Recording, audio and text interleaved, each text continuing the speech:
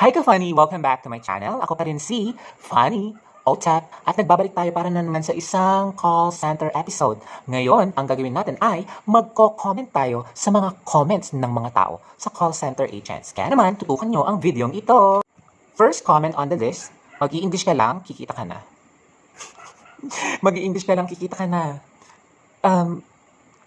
Parang no comment agad ako. Pero, totoo po na nag-i-English kami sa call center, pero hindi lang po yun yung reason bakit kami kumikita. May metrics po kaming dapat ipasa, may mga tools po kaming ginagamit, may scripts na dapat namin ding basahin minsan, at nag-iisip po kami sa call center. So, hindi po siya basta-basta na mag-i-English ka lang, kikita ka na. Next, trabahong pangbobo. Trabahong pangbobo. Guys, trabahong pangbobo daw.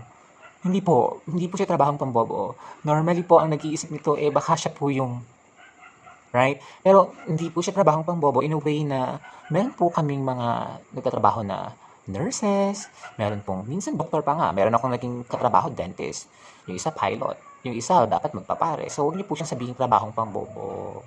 Saka wala daw pong bobo. Wala pong ganon. Okay? So hindi po siya trabahong pangbobo.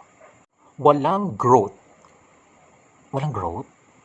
Guys, meron growth. I would tell you, isa po akong patunay. I started as a call center agent.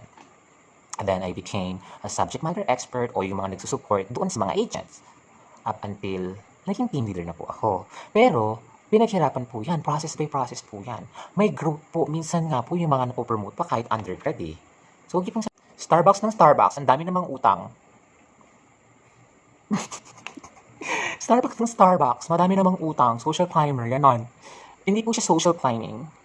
Kasi kinikita po namin yung pera na yon. Kung gusto niyo pong mag-post ng mga pagkain na kinakain nyo, o ng mga kapeng iniinom nyo sa social media, then do it. Wala pong pipigil sa inyo. Pero hindi po siya social climbing, lalo na kung pinaghirapan mo yung pinang-inom mo ng Starbucks. Am I right? Basta call center agents, mayabang. Akala mo magaling mag-English.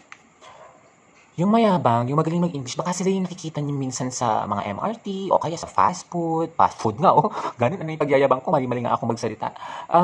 Minsan kasi, sa sobrang tagal mo sa telephone, sa pagpo-calls, nadadala mo na siya. Hindi po yung sinasadya. Huwag niyo po siyang awayin. May mga moments siguro, syempre, pag ganyan, daming tao, pasikat ka, ay, wanna order this? Do you have a frappuccino mocha like that and everything? May mga ganun, pero huwag po natin i-generalize. Bad po yun. Okay? Kahit saan naman po may mayabang. Kahit ikaw nanonood nito, pwedeng naging mayabang ka sa buhay mo. Pero bad po yun. Pag nakagraduate ako, bakit ako magko-call center? O edi ikaw na-graduate. O edi ikaw nang magaling. Anong trabaho mo? Anong ginagawa mo? Wala. Nga. Arte mo kasi. Guys, kahit ano ang tinapos mo, kung hindi ka magtatrabaho, mababaliwala. Madami kaming mga nasa call centers na graduates.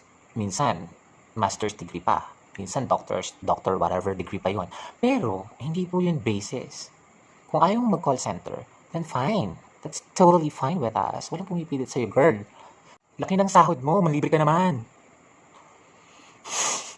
Pinaghihirapan po ang lahat ng bagay. Kahit ano pong laki ng sahod mo, kung hindi mo pag-iingatan, mababaliwala. Kung gusto niyo po magpalibre, doon po kayo magpalibre sa mga taong talagang mayayaman. Pero, sige po, pag may time at saka may pera, why not? Labas tayo.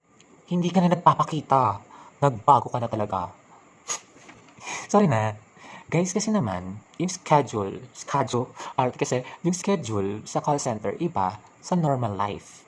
Madami sa amin tulog, kayo gising, and vice versa. And so, yung pakikipagkita at pakikipagplastikan, hindi na namin masyadong choose. Hindi na namin masyadong pinipili kasi mas gusto pa namin matulog. Ganun. Binabayaran para murahin ng customers. Wala pong taong gustong murahin ng kahit sino man. Customers man yan o yung mga kasama mo sa buhay at sa bahay.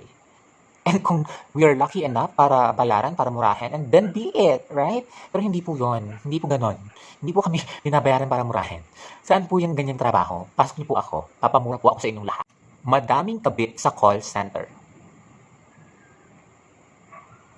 Madaming kabit sa call center? Guys, kahit saan may kabit. May mayamang kabit, may mahirap na kabit. Kahit saan po yan, hindi po yan sa call center lang.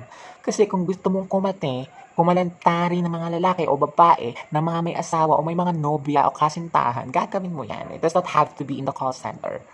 So there you go guys, yun yung ilan pa lang sa mga comments na sinasabi nila sa call centers. At kung gusto niyo yung reaction ko, do not forget to subscribe and click the notification bell. Wow,